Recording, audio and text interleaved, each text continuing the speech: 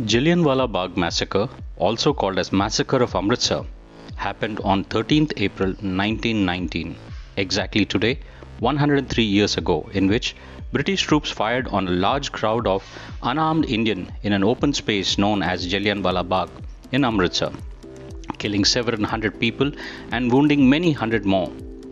It marked a turning point in India's modern history, in that it left a permanent scar on the Indo-British relations and was prelude to Mahatma Gandhi's full commitment to the cause of Indian nationalism and independence from Britain. During World War I, that is from 1914 to 1918, the British government of India enacted a series of repressive emergency powers that were intended to combat subversive activities. By the war's end, expectations were high among the Indian populace that those measures would be eased and that India would be given more political autonomy. The Montagu-Chelmsford report presented to the British Parliament in 1918 did in fact recommend limited local self-government. Instead, however, the Government of India passed what became known as the Rowlatt Act in early 1919, which essentially extended the repressive wartime measures. The acts were met by widespread anger and discontent among the Indians, notably in the Punjab region. Gandhi, in early April, called for one-day general strike throughout the country. In Amritsar, the news that prominent Indian leaders have been arrested and banished from the city sparked violent protests on April 10th, in which soldiers fired upon civilians, buildings were looted and burned, and the angry mobs killed several foreign nationals. A force of several dozen troops commanded by Brigadier General Reynold Edward Harry Dyer was given the task of restoring the order by the Punjab Lieutenant Governor Sir Michael O'Dwyer. Among the measures taken was a ban on public gatherings. On the afternoon of April 13th, a crowd of at least 10,000 men, women and children gathered in the Jallianwala Bagh, which was nearly completely enclosed by the walls and had only one exit. It is not clear how many people there were protesters who were defying the ban on public meetings and how many had come to the city from the surrounding regions to celebrate Baisakhi, a spring festival. Dyer and his soldiers arrived and sealed off the exit.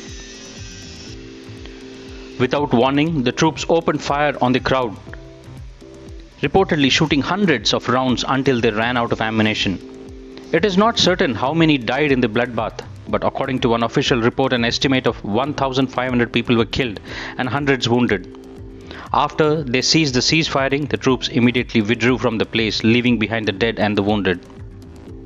The shooting was followed by a proclamation of martial law in Punjab that included public flogging and other humiliations.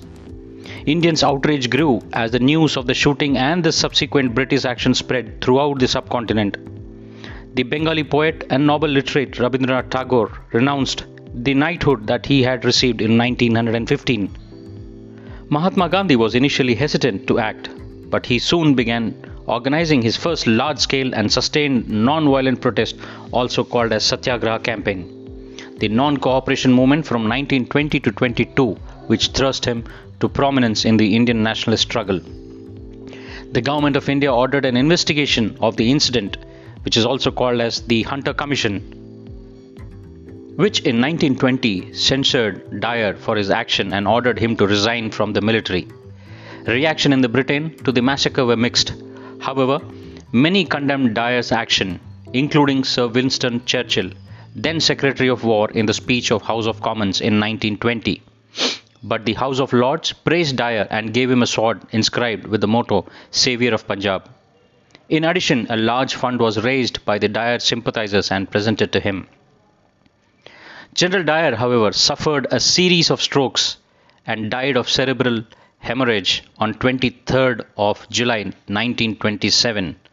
On the other hand, the then Punjab Lieutenant Governor Sir Michael O'Dwyer, was at the age of 75, was shot dead at a joint meeting of the East India Association and the Central Asian Society, now called as Royal Society for Asian Affairs, in Caxton Hall in Westminster, London on 13th March 1940 by an Indian revolutionary Udham Singh in retaliation for the massacre in Amritsar.